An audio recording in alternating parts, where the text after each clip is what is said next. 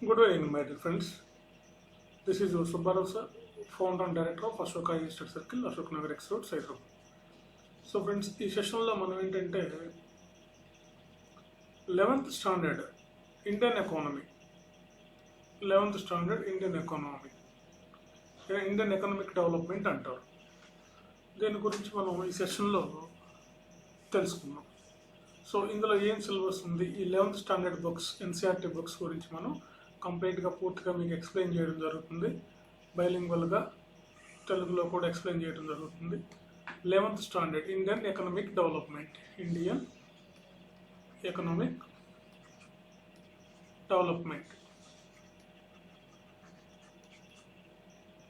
So మనకి దీని నుంచి మనం ఈ ఎకనామిక్స్ సంబంధించినటువంటి ఈ ఎన్సీఆర్టీ 11th స్టాండర్డ్ నుంచి మనం కోర్ ఎకనామిక్స్ నుంచి క్వశ్చన్స్ ఎక్స్పెక్ట్ చేయొచ్చు సివిల్స్ ప్రిలిమ్స్లో. సో మెయిన్స్లో కూడా కొన్ని టాపిక్స్ దీని నుంచి మనకు రావడానికి అవకాశం ఉంటుంది అన్నమాట. అవేంటో చూద్దాం.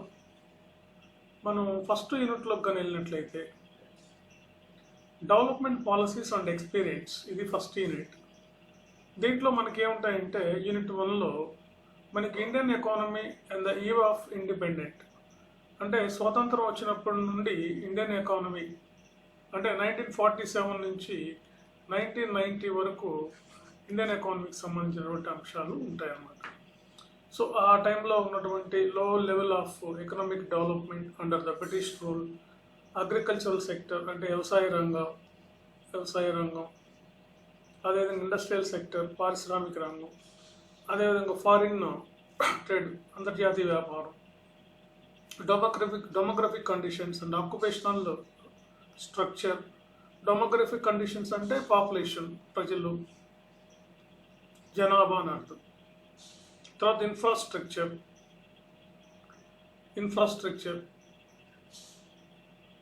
ఇవి మనకి యూనిట్ 1లో ఉన్నటువంటి సబ్ టాపిక్స్ అన్నమాట. ఇవి అంటే డెవలప్మెంట్ పాలసీస్ అండ్ ఎక్స్పీరియన్స్ 1947 నుంచి 1990 వరకు భారత ఆర్థిక వ్యవస్థలో వచ్చినటువంటి మార్పులు ఏంటి since 1947 to 1990, the events from 1947 to 1990 and economy topics అనమాట. Since independence what is our economy, అది మెయిన్ టాపిక్ అనమాట. సో స్వాతంత్రం వచ్చినప్పటి నుంచి 1990 అంటే బిఫోర్ ఎకనామిక్ రిఫార్మ్స్, దీన్ని ఫ్రీ ఎకనామిక్ రిఫార్మ్స్ పీరియడ్ అని అంటారు. ఇది ప్రిలిమ్స్లో అడుగుతారు. Free economic reforms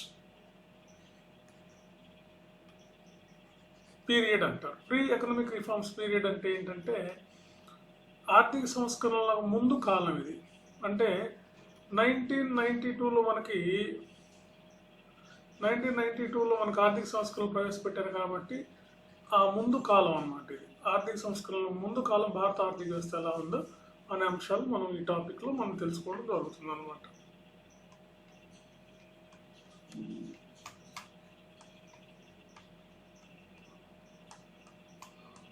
so unit 1లో మన ఇంట్రడక్షన్ చాప్టర్ ఉంటుంది మనకి. సో ఇంట్రడక్షన్లో మనం కానీ చూసినట్లయితే ఇంట్రడక్షన్ చాప్టర్లో అంటే మెయిన్గా ఈ primary objective of this book Indian economic development is to familiarise you with the basic features of Indian economy. So ఈ బుక్ మనకి ఏం చేస్తుందంటే ఇండియన్ ఎకానమీకి సంబంధించినటువంటి బేసిక్ ఫీచర్స్ ఏంటో మనకు చెప్తుంది. బేసిక్ ఫీచర్స్, ఇక్కడ బేసిక్ ఫీచర్స్ అంటే ఏంటి ఇది తెలియాలి మనకి. ఫస్ట్ బేసిక్ ఫీచర్స్ అంటే ఏంటంటే ప్రాథమిక లక్షణాలు, భారత ఆర్థిక వ్యవస్థ యొక్క ప్రాథమిక లక్షణాలు ఏంటి, మౌలిక లక్షణాలు లేదా మౌలిక లక్షణాలు అంటారు. ప్రాథమిక మౌలిక. So the basic features of Indian economy. So basic features of Indian economy తెలుసుకోవాలంటే మనకి ఏంటంటే మనం కానీ చూసినట్లయితే మనం చూసినట్లయితే మనకి ఇండిపెండెన్స్ వచ్చినప్పుడు మనం కొలోనియల్ రూల్ కాబట్టి, అంటే బ్రిటిష్ వాళ్ళు మన దేశాన్ని పరిపాలించే కొలోనియల్ రూల్ అనేది తెలియాలి ఇక్కడ మీకు. కొలోనియల్ రూల్ అంటే బ్రిటిష్ వాళ్ళు మన దేశాన్ని 200 years పరిపాలించారు, దాన్ని కొలోనియల్ రూల్ అంటారు. సో కొలోనియల్ రూల్లో నుంచి వచ్చిన భారత ఆర్థిక వ్యవస్థలో స్వతంత్రం వచ్చే నాటికి మనకి చాలా సమస్యలు ఉన్నాయి మన దేశంలో. అప్పుడు మన ఆర్థిక వ్యవస్థ లక్షణాలు ఏమున్నాయి అని చూస్తే ఆ టాపిక్స్ గురించి మనకి ఇంట్రడక్షన్లో ఎక్స్ప్లెయిన్ చేయడం జరిగిందనమాట. సో మనం కానీ చూస్తే rapidly expanding the modern industrial base on understanding of the exploitation we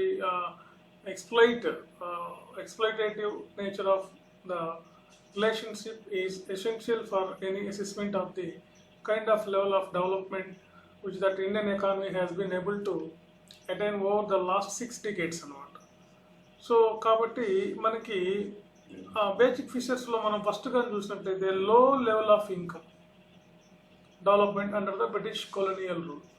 British వాళ్ళ కాలంలో మన ఆర్థిక అభివృద్ధి అనేది చాలా వెనుకబడి ఉండేది, చాలా తక్కువ ఆర్థిక అభివృద్ధి ఉంది మనకి. అంటే బ్రిటిష్ వాళ్ళ కాలంలో మనకి ఎకానమీ చూస్తే 3 to 3.5 ఉంటుంది మన గ్రోత్ రేట్. ప్రజెంట్ 2024 నాటికి కానీ చూస్తే మన గ్రోత్ రేటు సుమారుగా 7.6% ఉంది ప్రజెంట్ మన గ్రోత్ రేట్. కానీ అప్పటికి ఎంత ఉందంటే 3 to 3.5 ఉంది. కానీ బ్రిటిష్ వాళ్ళు మన దేశంలోకి వచ్చే నాటికి కానీ ప్రపంచ ఆర్థిక వ్యవస్థలో మన వాటా చూస్తే 21.5% ఉంది ప్రపంచ ఆర్థిక వ్యవస్థ. అంటే 1/4 of the economy contributed from Indian economy అనమాట. అంటే that means the 1/4 of Indian 1/4 of economy మంది, అంటే 1/4 వంతు ఆర్థిక వ్యవస్థ మంది. ప్రపంచం మొత్తం కూడా మనం 100% తీసుకుంటే ఆల్మోస్ట్ ఆల్ 21.5% మనము మన ఆర్థిక వ్యవస్థ నుంచి ఉన్నదన్నమాట.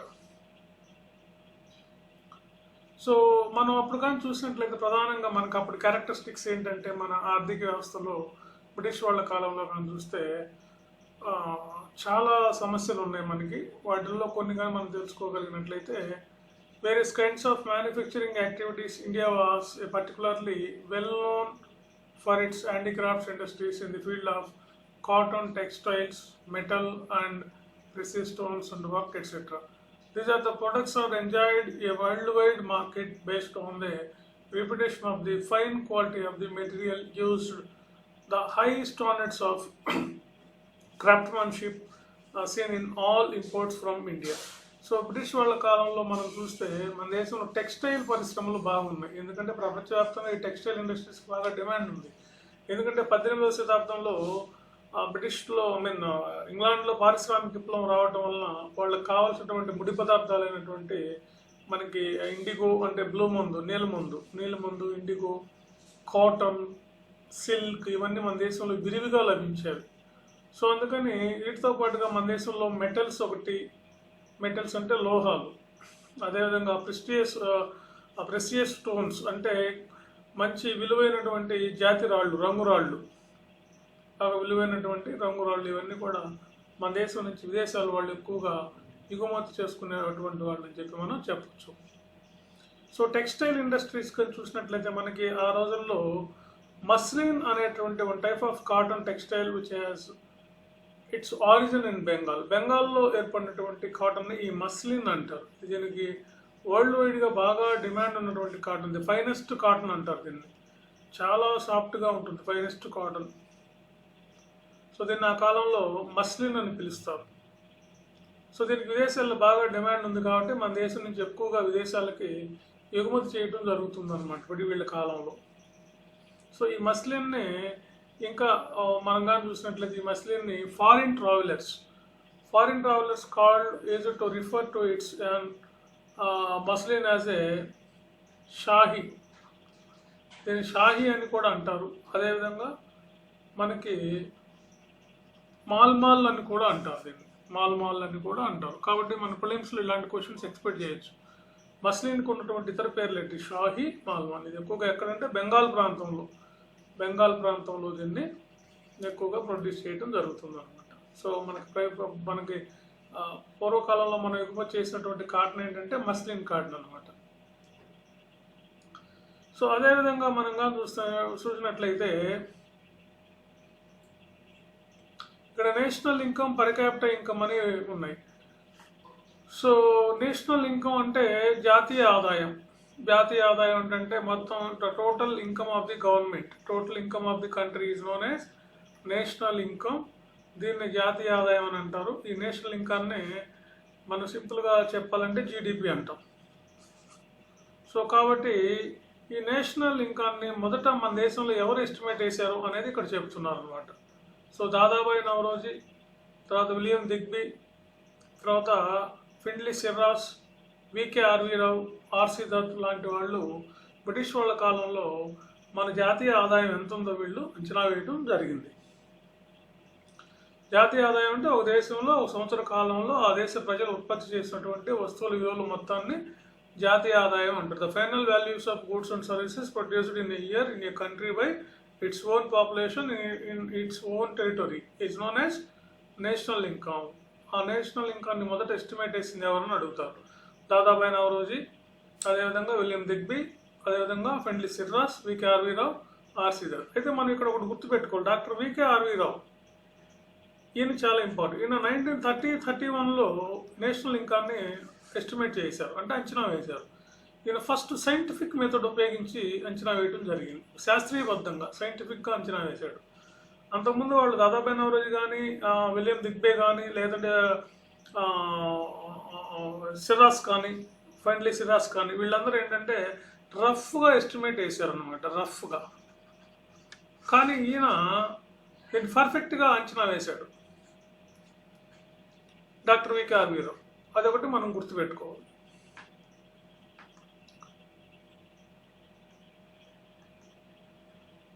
Okay, right. సో ఇక్కడ చూడండి, Rao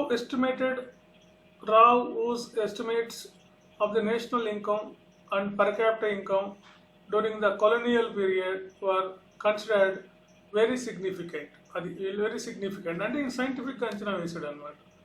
so the country growth of aggregate real output during the first half of the 20th century was less than 2%, 2% coupled with a degree of percent growth in per capita output per year. కాబట్టి సైంటిఫిక్గా ఈయన అంచనా వేసాడు. ఇక్కడ మీకు ఇంకొకటి కూడా తెలియాలి, per capita income. Per capita income అంటే ఏంటంటే, దీన్ని మన తెలుగులో తలసరి ఆదాయం అంటారు. పర్ క్యాపిటా ఇన్కమ్ అంటే ఏంటంటే the total income of the country divided by total population. Total income divided by total population, దీన్ని మనం పర్ క్యాపిటా ఇన్కమ్ అంటారు. అంటే ఇక్కడ మీరు ఇవంతా తెలుసుకోకపోయినా పర్లేదు. జాతీయ ఆదాయాన్ని అంచనా వేసింది ఎవరంటే వీళ్ళు సైంటిఫిక్గా ఎవరు వేశారంటే డాక్టర్ వికే.ఆర్వి రావు. ఇదొక question. So doctor VKRV national income అంటే ఏంటి, పర్ క్యాపిటా ఇన్కమ్ అంటే ఏంటి? Okay, right. ఫస్ట్ అంచనా వేసింది దాదాబాయి నవరోజీ. ఇక ఫస్ట్ యూనిట్లో ఇంకొకటి చూస్తే agriculture sector. So Indian economy is under British colonial rule remained a fundamentally agrarian. About 85% of the country population is lived mostly in the villages and derived livelihood directly or indirectly from the agriculture. మన దేశంలో 85% of the people agriculture మీద ఆధారపడి వాళ్ళ జీవనోపాధి కొనసాగిస్తున్నారని అర్థం. 85% of the people మనకి వ్యవసాయం మీద ఆధారపడి జీవిస్తున్నారు.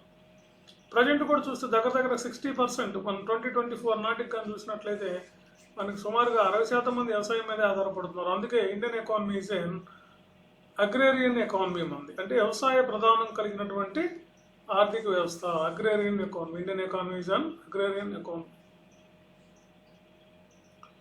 Okay, however despite of the occupation of such a large population, the agriculture sector continued to experience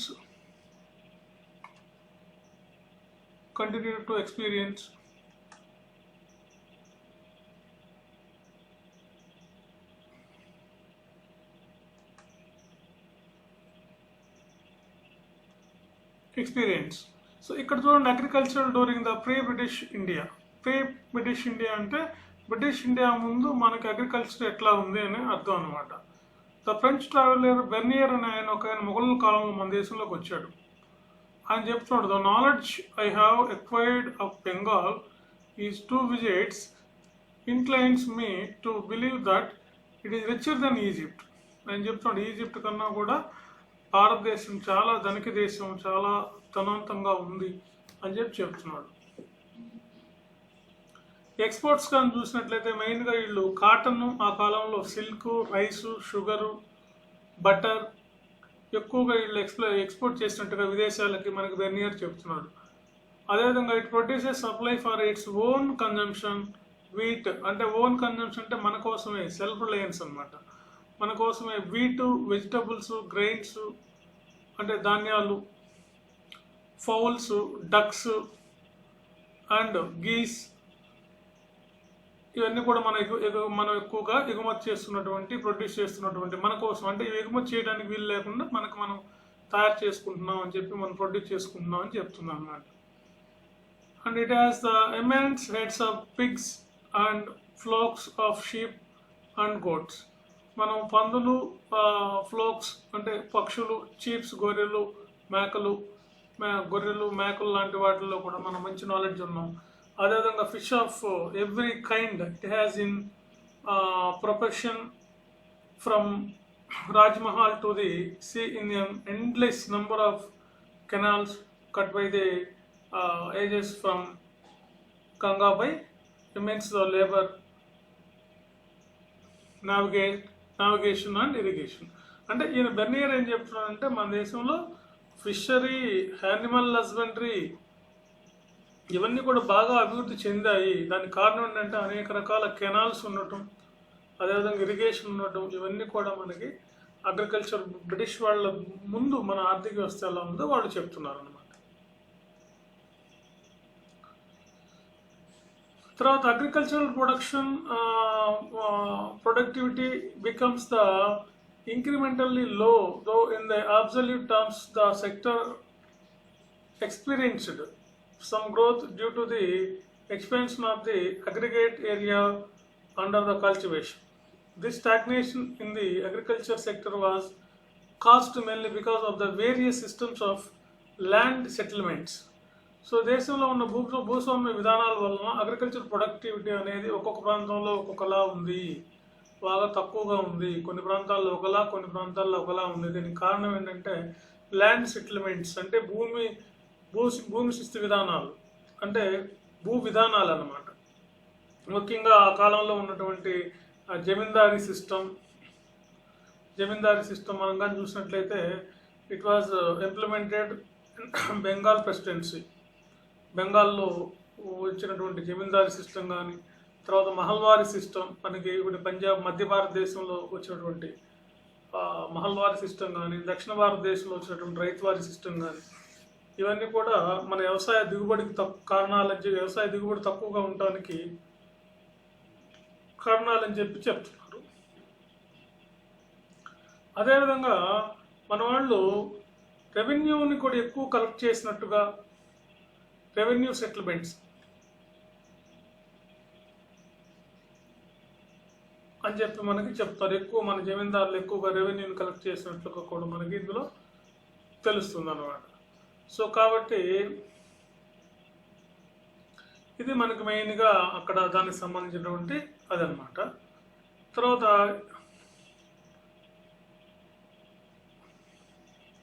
industrial sector.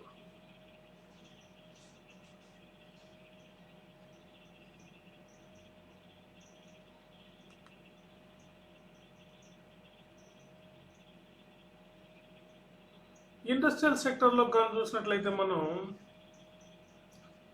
British వాళ్ళ కాలంలో మన దేశంలో ఇండస్ట్రియల్గా, పారిశ్రామికంగా మనం పెద్దగా ఏమీ అభివృద్ధి సాధించలేదు.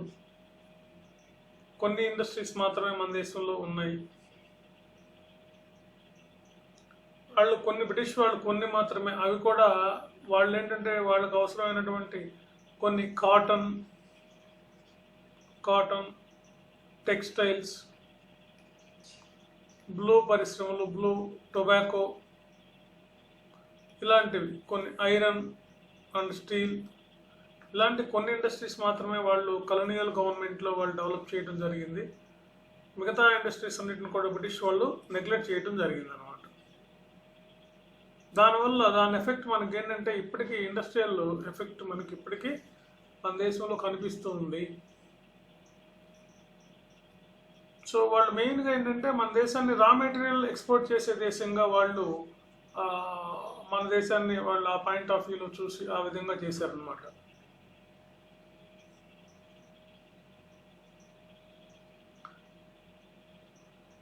అయితే 19th centuryలో modern industry began to take a root in India, but its progresses remained very slow, and initially this development was confined to the setting of cotton and jute textile. అంటే ఇప్పుడు దాకా మనం చెప్పుకున్నది ఇది అనమాట. ఇది ఇంపార్టెంట్ పాయింట్ ఇక్కడ. అంతా మిగతా అంతా మీరు చదవాల్సిన అవసరం లేదు. సో ఏదైతే చెప్పామో వాళ్ళు కొన్ని పరిశ్రమలనే వాళ్ళు కాన్సన్ట్రేట్ చేశారు. ముఖ్యంగా అవి కూడా ఏంటంటే మహారాష్ట్ర, గుజరాత్ మొదలైన చోట్ల కొన్ని మిల్లులు ఎస్టాబ్లిష్ చేయడం జరిగింది గుజరాత్ అక్కడ. ఆ తర్వాత కొన్ని ఐరన్ కంపెనీలు వాటిని ఏర్పాటు చేశారు. 1909లో 1907లో టిస్కో వాళ్ళు ఫస్ట్ మనకి జంషెడ్పూర్లో ఐరన్ అండ్ స్టీల్ కంపెనీని ఏర్పాటు చేయడం జరిగింది. టిస్కో ఇదే మన దేశంలో first iron and steel company 1907 by Tata. Okay, right. తర్వాత ఇక్కడ మనం క్యాపిటల్ గూడ్స్ ఇండస్ట్రీస్ అని ఒకటి ఉంది. Capital goods industries. Capital goods అంటే మూలధన పరిశ్రమలు. మూలధన పరిశ్రమలు అంటే భారీ పరిశ్రమలు అని అర్థం.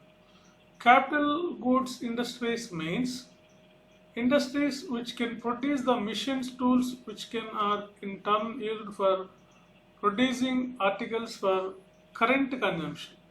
వాటిని మనం ఏమంటామంటే క్యాపిటల్ గూడ్ ఇండస్ట్రీస్ అంటాం. అంటే మూలధన పరిశ్రమలు అని మనం చెప్పడం జరుగుతుంది. వాళ్ళు మూలధన పరిశ్రమలు కానీ చూస్తే వాళ్ళు బ్రిటిష్ వాళ్ళ కాలంలో మూలధన పరిశ్రమలు కూడా కొన్ని వాళ్ళు ఎక్కువగా ఏం స్థాపించలేదు, అన్నీ కూడా కొన్ని మాత్రమే స్థాపించారు.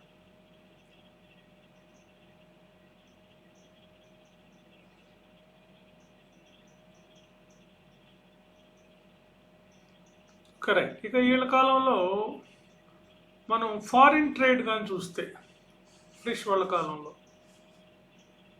Since ancient times, but the foreign trade కానీ చూసినట్లయితే మన దేశం నుంచి వీళ్ళు ఎక్కువగా ఎగుమతులు చేసుకోవడం జరిగింది. అదేవిధంగా అక్కడి నుంచి కూడా వాళ్ళు ఎగుమతి చేసుకున్న వస్తువుల్ని ప్రైమరీగా వీళ్ళు ఏమి ఎగుమతి చేసుకున్నా చూద్దాం. వీళ్ళు రా సిల్క్ ఒకటి, cotton, wool, sugar, IndiGo, jute and ఇవి మెయిన్గా cotton, wool, raw silk, sugar,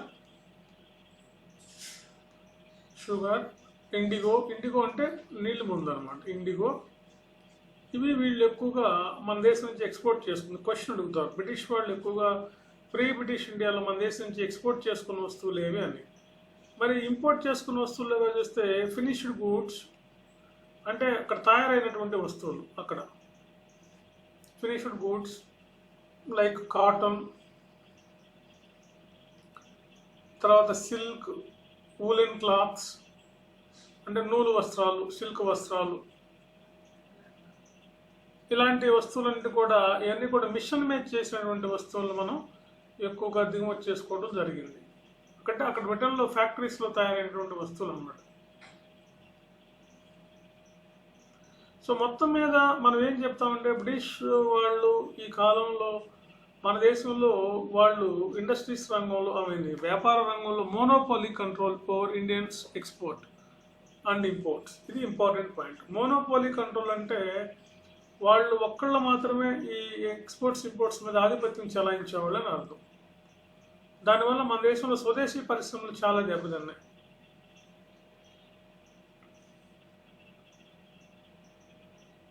so మిగతా దేశాలు మన దేశంతో వ్యాపారం చేయడాన్ని వాళ్ళు రిస్ట్రిక్ట్ చేశారన్నమాట. ఏవో కొన్ని కంట్రీలు మాత్రం అలౌ చేశారు మన దేశంలోకి. The allowed countries are China and Sri Lanka and Persia means Iran అన్నమాట. So the opening of the Suez canal further intensified by British and control over the India's foreign trade అని చెప్పచ్చు. సో మనకి ఇండియాస్కి ఫారిన్ ట్రేడ్ ఇండియా నుంచి విదేశాలకు ఎట్లా వస్తుందంటే Suez canal ద్వారా చేసేవాళ్ళు. మిగతా దేశాలను మన దేశంలో వ్యాపారం చేయడంలో వీళ్ళు మాత్రమే మోనోపొలి కలిగి ఉండేవాళ్ళు. కొన్ని దేశాలు చైనా, శ్రీలంక, సిలోన్, పర్షియా లాంటి దేశాలు మాత్రమే వీళ్ళు అలౌ చేశారు.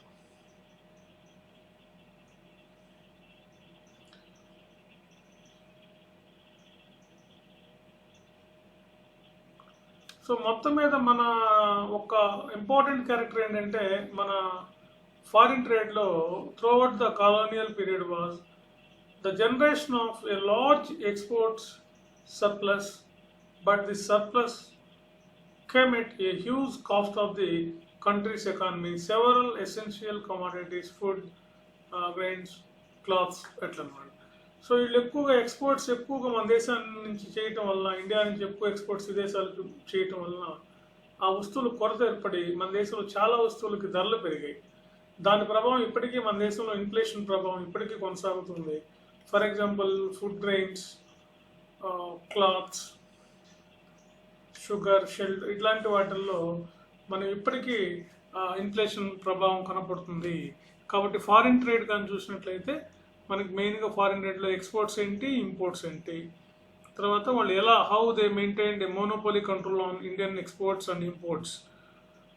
At the same time main characteristic of Indian foreign trade throughout the colonial period, అంటే బ్రిటిష్ వాళ్ళ కాలంలో మెయిన్గా వాళ్ళు ఏంటంటే లార్జ్ ఎక్స్పోర్ట్స్ అనమాట. ఇండియా నుంచి ఎక్కువ ఎక్స్పోర్ట్ చేసి ఒక సర్ప్లస్ మెయింటైన్ చేసి దేశంలో స్కేర్సిటీ ఏర్పాటు చేశారు.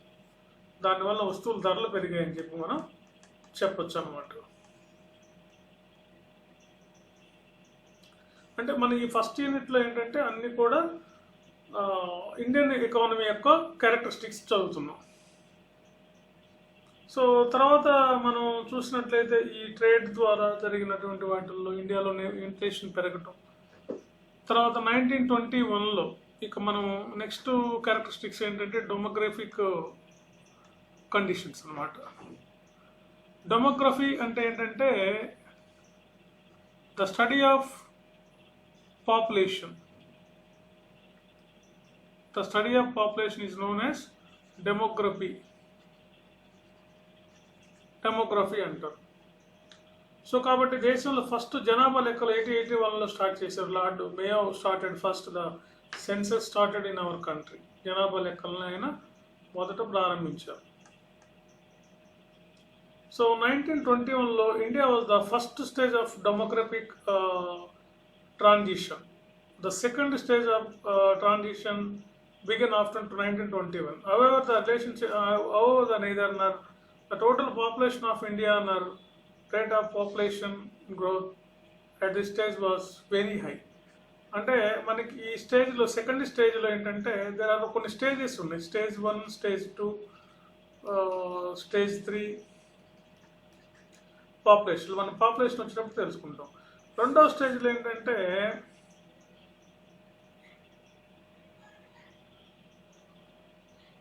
రెండవ స్టేజ్లో మనకి జనాభా పాపులేషను పెరిగింది, అంటే ఏమంటారు దీన్ని, మనకి బర్త్ రేట్స్ పెరిగాయి, డెత్ రేట్స్ తగ్గాయి బాగా. దీనివల్ల పాపులేషన్ పెరిగింది. బర్త్ రేట్స్ పెరిగి డెత్ రేట్స్ తగ్గాయి, దానివల్ల పాపులేషన్ పెరిగింది అనమాట. అందుకని ఇప్పుడు మనం కూడా ప్రజెంట్ ఇప్పుడు ఎట్లా ఉంది, దేశంలో బర్త్ రేట్స్ అంటే గ్రోత్ రేట్స్ ఎక్కువగా ఉన్నాయి, డెత్ రేట్స్ తక్కువగా ఉన్నాయి. దానివల్ల మనకి పాపులేషన్ గ్యాప్ ఏర్పడుతుంది. అందువల్ల పాపులేషన్ ర్యాపిడ్గా పెరుగుతుంది మన దేశంలో. సో కాబట్టి మనం ఈ సీజన్లో ఈ స్టేజ్లో మనం రెండవ స్టేజ్లో ఉన్నాం అన్నమాట.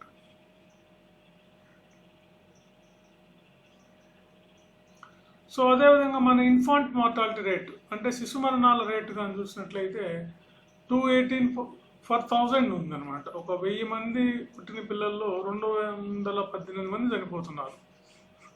ప్రజెంట్ అయితే మనకి 127 దాకా ఉంది సుమారుగా. ఇది మన ఈ మధ్య కొన్ని సర్వేల్లో ఇంకా తగ్గుతుందన్నారు. కాబట్టి 1000కి 218 మంది చనిపోతున్నారు. లైఫ్ ఎక్స్పెక్టెన్సీ కానీ చూస్తే అంటే ఒక మనిషి సగటున జీవించే కాలం కానీ చూస్తే ఆ రోజుల్లో ఎంత ఉందంటే కేవలం 32 ఇయర్స్ ఉంది. కానీ ప్రజెంట్ అయితే ఇది మనకి 64 ఇయర్స్ వరకు ఉందన్నమాట. లైఫ్ ఎక్స్పెక్టెన్సీ అంటే జీవించే కాలం అని అర్థం. ఇక ఆక్యుపేషనల్ స్ట్రక్చర్ చూసినట్లయితే అంటే ఏ రంగాల మీద, వివిధ రంగాల్లో ప్రజలు ఎలా జీవనోపాధి ఎలా వాళ్ళు డిపెండ్ అవుతున్నారు ఈ కాలంలో అని చూస్తే ఎలా పనిచేస్తున్నారు అవి కానీ చూసినట్లయితే మనం 70 to 75% పీపుల్ ఏంటంటే మనకు అగ్రికల్చర్ మీద ఆధారపడుతున్నారు, వ్యవసాయ రంగం మీద ఆధారపడుతున్నారు. ఇక మిగిలిన వాళ్ళు చూస్తే manufacturing and the service sectors are 15 to 20% respectively. So agriculture మీద 70 నుంచి 75% ఆధారపడుతుంటే పారిశ్రామిక రంగం, సేవా రంగాల్లో 15 నుంచి 20% మంది ఆధారపడుతూ ఉన్నారు అని చెప్పి చెప్పడం జరుగుతుంది అనమాట మనకి. అంటే ఏ రంగం మీద ఎంతమంది ఆధారపడుతున్నారు భారతదేశంలో అని అర్థం అనమాట దాన్ని. ఇక ఇన్ఫ్రాస్ట్రక్చర్ చూడండి, under the colonial rule the basic infrastructure such as railways. ఇక్కడ బేసిక్ ఇన్ఫ్రాస్ట్రక్చర్ అంటే ఏంటంటే మౌలిక వసతులు, అంటే railways, ports, water transport, posts, telegraph, ఇవన్నమాట. ఇవి ఎట్లా ఉన్నాయంటే మన దేశంలో ఈ ఇన్ఫ్రాస్ట్రక్చర్ని ఫస్ట్ స్టార్ట్ చేసింది నో డౌట్ బ్రిటిష్ వాళ్ళే కాబట్టి డల్హౌసీ మనకి సిపాయి తిరుగుబాటు కాలం నాటికి ఇవన్నీ ఇంప్లిమెంట్ చేశారు దేశంలో. సో వాళ్ళు మన దేశంలో రైల్వేలు కన్స్ట్రక్ట్ చేశారు, రైల్వేలు ప్రవేశపెట్టారు, టెలిఫోన్ ప్రవేశపెట్టారు. ఫస్ట్ రైల్వేలు బొంబాయి టు తానా 1853లో బొంబాయి నుంచి టానా వరకు ఒక రైలు తిరిగింది. తర్వాత టెలిగ్రాఫ్ ప్రవేశపెట్టారు. తర్వాత అనేక రకాల బ్రిడ్జులు కట్టారు. ఇక ట్రాన్స్పోర్ట్ రోడ్లు వేశారు. అదేవిధంగా సీ పోర్ట్స్ అంటే ఓడరేవులను ఏర్పాటు చేశారు. సో ఈ ఇన్ఫ్రాస్ట్రక్చర్ కొంతవరకు వాళ్ళు బ్రిటిష్ వాళ్ళ కాలంలో మన దేశంలో ప్రవేశపెట్టారు. ముఖ్యంగా డల్హౌసీ కాలంలో ఇవి మనకి ప్రవేశపెట్టడం జరిగింది. ఇక కన్క్లూజన్గా చూసినట్లయితే మనం బ్రిటిష్ వాళ్ళ కాలంలో మనం ఆల్మోస్ట్ ఏవో కొన్ని రంగాలు తప్పితే రెస్ట్ ఆఫ్ ద అన్ని రంగాల్లోనూ మనం వెనుకబడ్డామని చెప్పి మనం చెప్పచ్చు. అటు వ్యవసాయంలోనూ, అదేవిధంగా ఇండస్ట్రీస్లోనూ, పరిశ్రమల్లోనూ. సర్వీస్ సెక్టర్ అప్పుడు పెద్దగా లేదు కాబట్టి రెండు కలిసే ఉన్నాయి. ఈ రంగాల్లోనూ అన్ని రంగాల్లోనూ మనం కాస్త బాగా వెనుకబడి ఉన్నామని చెప్పచ్చు. దీని ప్రభావం ఎట్లా ఉందంటే మన దేశంలో ఇన్ఫ్లేషన్ పెరగడం, పావర్టీ పెరగడం, అన్ఎంప్లాయ్మెంట్ పెరగడం, నిరుద్యోగిత. హ్యాండీక్రాఫ్ట్స్ ఇండస్ట్రీస్ అంటే దేశంలో చేనేత పరిశ్రమలు, హ్యాండీక్రాఫ్ట్స్ ఇండస్ట్రీస్ దెబ్బతినటం. సో ఇవన్నీ కూడా మనకి ఈ బ్రిటిష్ వాళ్ళ పరిపాలన వల్ల మనకి కనపడతాయి అన్నమాట.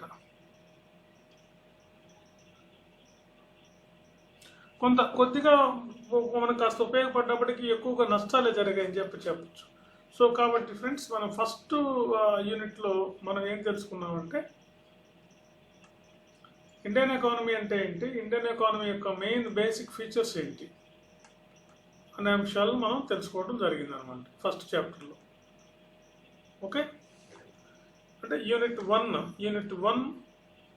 అండ్ యూనిట్ 1లో మనకి మెయిన్గా మనం తెలుసుకునేది ఏంటంటే basic features of Indian economy. British వాళ్ళ కాలంలో ఇండియన్ ఎకానమీ ఎలా ఉంది, బ్రిటిష్ వాళ్ళ కాలం నుంచి ప్రీ బ్రిటిష్ నుంచి 1990 వరకు మన ఇండియన్ ఎకానమీ పరిస్థితి ఎలా ఉన్నాయో ఇందులో తెలుసుకోవడం జరిగింది. Okay friends, thank you.